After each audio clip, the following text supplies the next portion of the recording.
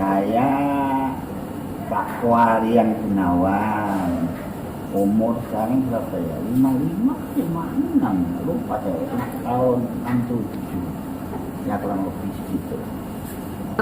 Alamat Kemon Barat 194 Surabaya. Antara 14 tahun mungkin sekitar tahun 2018-19 itu awal-awal sakit, tensinya tinggi sekali. Ya saya tahunya itu sakit itu tensinya tinggi sampai vertigo, nggak bisa turun. Terus sama dokternya di lab darah, urin itu ada kebocoran. Ternyata memang pada itu kreatin masih dua, satu nggak belum tinggi. Itu ada prosesnya sampai bisa cuci darah itu sekitar 2 tahun. Ya, ada protein yang keluar itu 2 tahun. Ya kita namanya mau sembuh, ya ada aja minum ini, minum itu, minum ini. Akhirnya 2 tahun cuci darah itu mencapai kreatin 20. Nah, baru cuci darah karena tidak bisa makan apa-apa, makan masuk muntah. Ya, makan masuk muntah. Pokoknya dalam waktu 1 bulan, kalau pada waktu kreatin 20 itu kita tidak bisa makan. Akhirnya masuk langsung gitu. Itu kondisi kerja.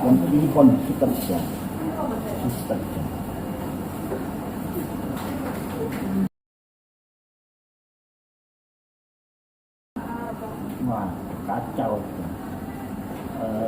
Kita divonis cuci darah itu kan menolak, jelas banyak orang itu pasti menolak. Wah, bakal mati. Wis, dono kayak orang itu, orang cuci darah kan banyak rumor cuci darah itu wis bakal mati, wis dono uripe, wis dono panjang umur, kiamat sudah pusat. Tapi ya dengan kita tanya orang-orang yang cuci darah, akhirnya ya mau jalani, gimana lagi, namanya juga tanggung jawab kehidupan itu harus menjalani.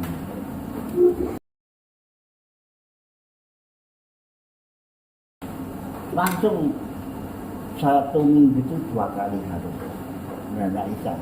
Nggak ada dari kami coba 1 minggu sekali, itu enggak, langsung 2 kali. Pada waktu itu dulu masih tahun berapa, tahun 2018-19 itu kan belum ada BPJS, masih sistemnya swasta kan. Ya, pada waktu itu memang di swasta, ya harus bayar. Hitung aja sekarang kalau seandainya kita cuci darah pada waktu itu biarpun cuci darah 1 juta sekian, itu 1 minggu 2 kali. Bayangkan satu bulan itu sudah habis berapa? Sekitar 10 juta ke atas. Belum lain-lainnya seperti hormon, obat lain, itu semua enggak di-cover apa. Akhirnya kita berjalannya waktu ya pakai SKTM atau ya yang sekarang ini BPJS. Ya sangat membantu sekali, sangat membantu pemerintah. Makanya jangan sampai tidak pakai BPJS, pakai BPJS itu bisa, semua bisa tetap. Gitu.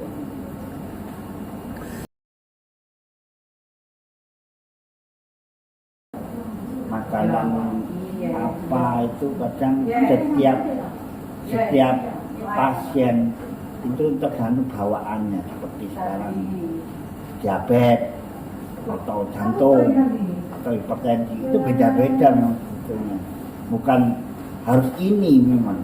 Ya, tapi yang pasti yang paten nggak boleh dimakan itu kayak buah, sayur itu memang lebih baik menghindari. Kalau seperti lain-lainnya mungkin ya disesuaikan dengan kondisi tubuh masing-masing dan pola hidupnya, semangatnya itu memang penting. Apa tujuan hidup kita ini apa? Ya gitu Pak, makan disesuaikan dengan tubuhnya masing-masing. Tapi yang jelas sayur dan buah itu hindari. Ya tergantung tubuhnya masing-masing itu tadi.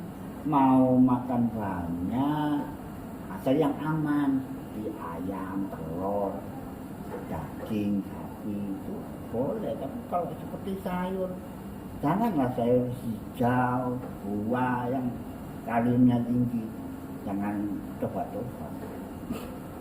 Kalau memang mau mencoba ya resikonya pasti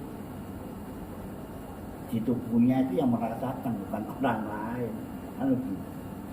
Bukan orang lain. Ya tubuhnya yang dirasakan. Oh aku enggak apa-apa. Ya silakan. Kalau enggak apa-apa, kalau sakit ya rasakan. Ya kan begitu.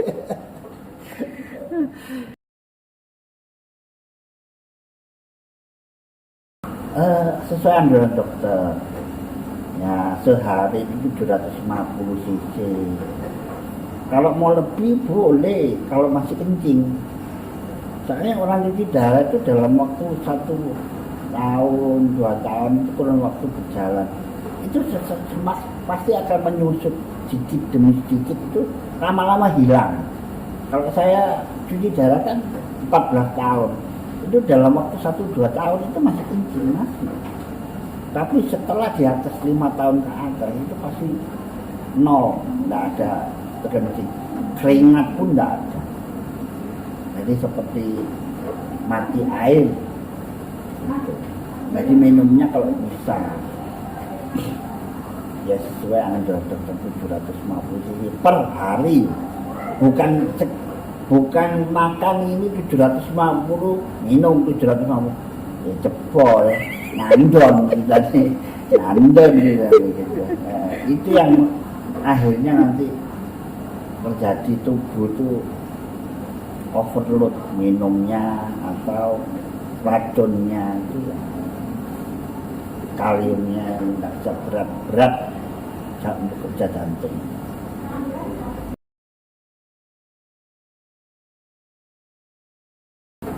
Ya yaitu sesuai dengan obat. Kalau tensi darah tinggi yang minum obat tensi yang teratur, atau kalau mungkin ada bawaan lambung sakit itu harus minum obat lambung kayak pil atau sirup yang dikasihkan dokter. Terus kalau kolesterol atau diabetes ya itulah dari pola makan. Kalau pola makannya seperti orang sehat benar enggak sakit di darah ya enggak benar, itu pasti racunnya enggak terbuang cepat dicuci darah. Makanya kalau orang cuci darah itu harus menjaga kaliumnya, enggak boleh terlalu tinggi di konsumsi makan setiap hari. Dan diingat setiap orang cuci darah itu nggak boleh makan makanan yang sama di waktu hari yang hari ini itu nggak bisa makan yang sama, harus berbeda. Misalnya rawon gitu ya Pak, pagi ya, rawon, hari rawon, gulai sehari gulai, ya nggak bisa, harus ada jadwalnya. Seperti kita hidup di rumah sakit pada waktu namun lihat makannya kan 1 hari 3 kali itu menunya beda-beda. Itu tujuannya apa ya, itu tadi untuk meningkatkan nafsu makan, kedua dan juga untuk menjaga protein yang berlebihan tidak boleh. Kayak orang balas dendam aja makan. Mumpung aku iso makan tuh boleh, cuma ya tubuhnya mampu nggak menahan. Apa yang terjadi Pak kalau salah makan atau berlebihan minum gitu Pak? Ya ya sing pasti kalau salah makan pasti stres. Karena racun dalam tubuh orang cuci darah itu tidak bisa menyaring atau membuang racun yang sudah menumpuk. Kan 1 minggu kan 2 kali. Itu loh. Kreatin itu kan menunjukkan bahwa ginjalnya sudah tidak berfungsi. Kalau 1 hari makan itu numpuk 1, nanti besok lagi 2, nah terus naik. Jadi habis dicuci bersih, nanti naik lagi. Minum juga sama. Kalau minumnya over 1 hari ini sudah masuk berapa? 1 liter. Besok nambah lagi 1 liter lagi 2. 3 hari 3 liter gitu. Sedangkan dalam tubuh ini kalau enggak kencing, kurang cuci darah, itu pasti berkurang kapasitasnya. Ya kalau mau tahu harus kencing itu ditadai, maksudnya ditaker. Kalau minumnya keluar masuknya keluarnya berapa sesuai enggak. Kalau over ya silakan merasakan sendiri. Tubuhnya itu yang tahu diri sendiri, bukan orang lain. Ya kalau bisa sesuai anjuran dokter lah, sehari berapa 750 cc. Itu bukan sekali minum, tapi dalam 24 jam. Dalam 24 jam, betul Pak. Masih makan juga situ harus membatasi kalori yang masuk, protein yang masuk. Nggak boleh mumpung di duit, mumpung bisa beli makan, hajar ke orang Palestina. Wah bahaya, buyar loh. Makanya namanya orang sakit, bukan orang sehat.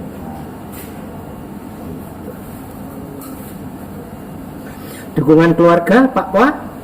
Nah itu penting sekali. Dukungan keluarga, teman-teman, atau keluarga besar.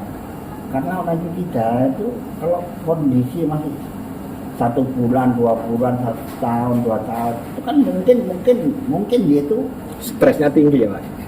Stres tinggi. Kalau dia masih bekerja, mungkin dia masih ada penghasilan, jadi masih bisa mencukupi keluarga. Kalau seandainya itu laki, karena ada kepala keluarga kan. Kalau ibu-ibu kan beda. Kalau masih bekerja. Tapi orang kalau yang nggak bekerja, ya mungkin yang cuci darah orang tua, bukan orang muda. Maksudnya sudah bebas tanggung jawab. Nah, itu pengaruh sekali. Ya umur di atas 40, 50, mungkin produktif pada waktu itu masih cuci darah.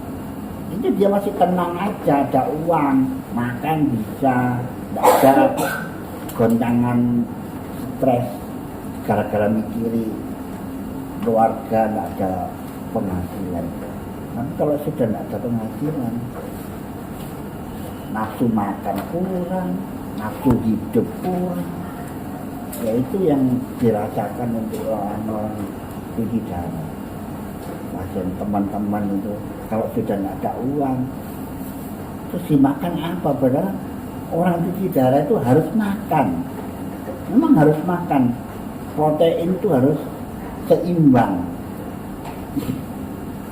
Apalagi kalau orang cuci darah itu HB itu penting. Kalau kamu drop nggak bisa cuci. Nah jadi kita harus konsumsi makan. Nggak bisa kalau kita nggak konsumsi makan itu nggak bisa. Harus makan. Nah kalau orang makan kan, aku nggak bisa makan, nggak ada nafsu. Ya itu karena semangat hidupnya sudah berkurang. Karena apa? Problemnya masing-masing. Masalah keluarga, masalah income, pendapatan, tidak ada dukungan dari keluarga, tidak ada keluarga besar, tidak ada menolong. Itu sangat menolong kalau seandainya memang tidak ada orang tolong. Itu semangat orang cuci darah, orang sakit itu harus ditumbuhkan dari diri sendiri juga pertama. Yang kedua, kerabat, keluarga semuanya sangat mendukung. Masa cuci darah pergi sendiri, tidak ada orang nganter, tidak ada orang yang menolong, apa tidak semangat itu? Mana bisa semangat orang itu? Ya? Ini seperti itu semangat harus ditumbuhkan dari diri sendiri orang tua. Bapak tadi bilang bahwa harus bisa mempertahankan HB terutama. Kiat-kiatnya supaya bisa HB-nya bertahan bagus dan mungkin proteinnya cukup, apa Pak kiat-kiatnya Pak? Ya itu bila-bila makannya protein tinggi, tapi dalam protein tinggi itu yang betul-betul aman seperti telur, ikan, itu yang sangat aman. Kalau lainnya seperti apa makanan bersantan yang berlemak itu nanti memang bisa menaikkan harga, cuma efeknya kayak tensi, kolesterol, asam urat, nah itu di situ Lebih banyak lagi ya Pak? Lebih banyak lagi, lebih kompleks. Tapi kalau seperti telur, ikan itu tidak terlalu mengefek gitu loh, tidak terlalu mengefek untuk kesehatan. Itu namanya aman. Ya, sebetulnya aku makan udang boleh, makan apa namanya kepiting boleh, makan gulai boleh, ya boleh memang, tapi cuma kita jangan lupa proteinnya dibatasi. Kalau sekedar kepingin nyicip, nah boleh itu nyicip itu ya, maksudnya nyicip itu dalam arti kata satu kecap selesai sudah. Jangan itu satu hari acar itu terus, nanti besok beli lagi masih nggak apa-apa. Jangan lupa sampah kayak orang itu apa namanya kayak kolesterol, diabetes segala macam itu sampah, punya apa itu racun, menumpuk hari ini satu, besok dua, besok tiga. Kalau tidak tahan tubuh, ya rasakan sendiri rasanya. Kayak apa kalau sesek, apa nak gitu badan tidak enak, ya itu minum juga gitu sama. Kalau sehari ini, kalau orang sudah nggak bisa, maaf ya, nggak bisa buang air kecil. Kalau biasanya orang cuci darah itu kan 1 tahun, 2 tahun itu masih ada keluar. Tapi lama-lama sudah di atas 5 tahun, 10 tahun, seperti saya 15 tahun. Itu tidak bakal keluar. Satu tetes pun tidak keluar. Keringat juga tidak bakal keluar. Jadi apa yang kamu makan, kamu minum, itu tidak bisa keluar kalau tidak dicuci darah. Ya itu. Jangan sampai putus asa, nak mau makan, nak mau cuci, wis. Kalau waktu 1 minggu alamat kontraknya habis, buyar. Itu sudah. Itu. Kemudian Pak, ini saran Bapak bagi pendatang baru ya istilahnya ya. Iya, ya gimana ya namanya orang yang masih pendatang baru, biasanya itu orang dikasih tahu teman atau dokter gitu, kalau belum merasakan, enggak apa-apa, coba masuk ngono gak oleh. Ya mau gimana ya namanya orang masih, kalau orang baru cuci darah itu kan pasti dia masih bekerja, nafsu apapun kan, jadi namanya orang hidup pasti itu ada. Ya Bu, monggo. Pasti apa ya, keinginan, masa nggak boleh mencoba, keinginan mencoba itu pasti ada. Ini enggak, itu aku coba. Ya kalau memang mau seperti itu kan kita nggak bisa melarang, apalagi orang masih muda, umur berapa itu kan emosi kan masih ada tinggi kan.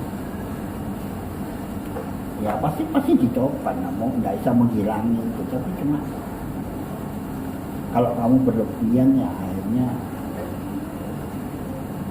di tubuh itu pasti merasakan sendiri dan orang lain yang merasakan.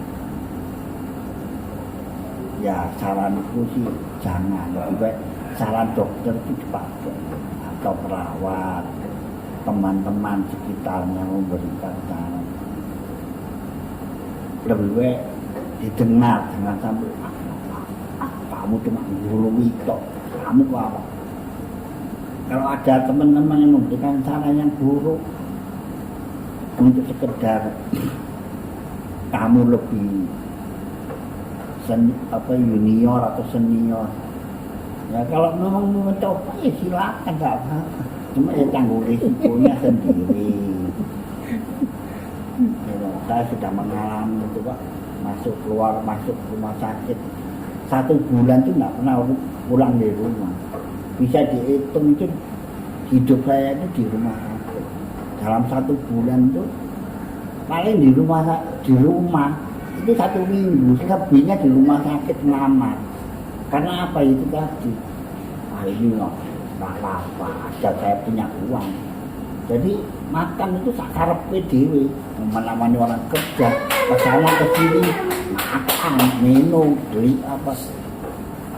Ya, akhirnya kalau uang sudah kering, ya sadar-sadar sendiri. Itu kalau nyawa kita masih dipertahankan, masih dikontraknya, masih diteruskan. Kalau enggak ya selesai, Pak. Selesai di rumah sakit, tinggal. Iya, orang penyesalan itu selalu di belakang. Nggak pernah penyesalan di depan, itu nggak ada. Jadi yang merasakan nanti kalau sudah kontraknya habis, yang kasihan siapa? Yang ditinggalkan. Jadi lebih baik saran-saran turutilah atau belajarlah sama orang yang mengalami cuci darah sudah lama, dokter, perawat. Tidak ada namanya orang itu memberikan saran itu atau memberikan ajaran yang jelek, tidak ada. Cuma ada beberapa orang yang mungkin maksudnya supaya kamu itu selesai kontrak, yaitu harus pintar-pintar memilah, cari teman yang baik.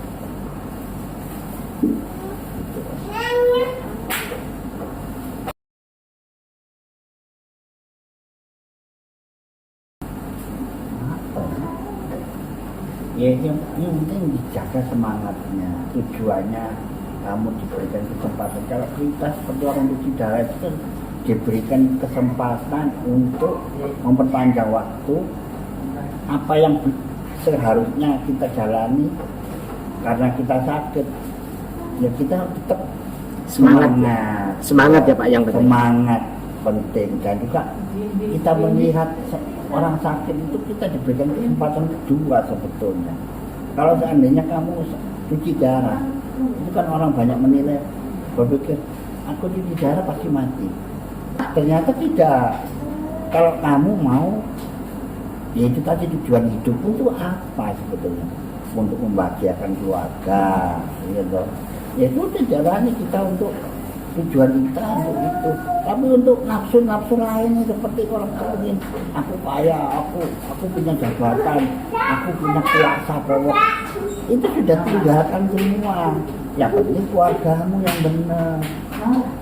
Itu. Jadi jangan berpikir bahwa orang cuci darah, aku kuat, aku masih kuat. Ya karena kamu masih dikasih kesempatan sebetulnya. Jangan itu dipikir bahwa aku tidak apa-apa. Semangatnya, penting semangatnya. Semangat bukan makan, jaga hidup yang sehat. Tugas apa yang belum selesai, diselesaikan yang benar. Jangan seenak itu.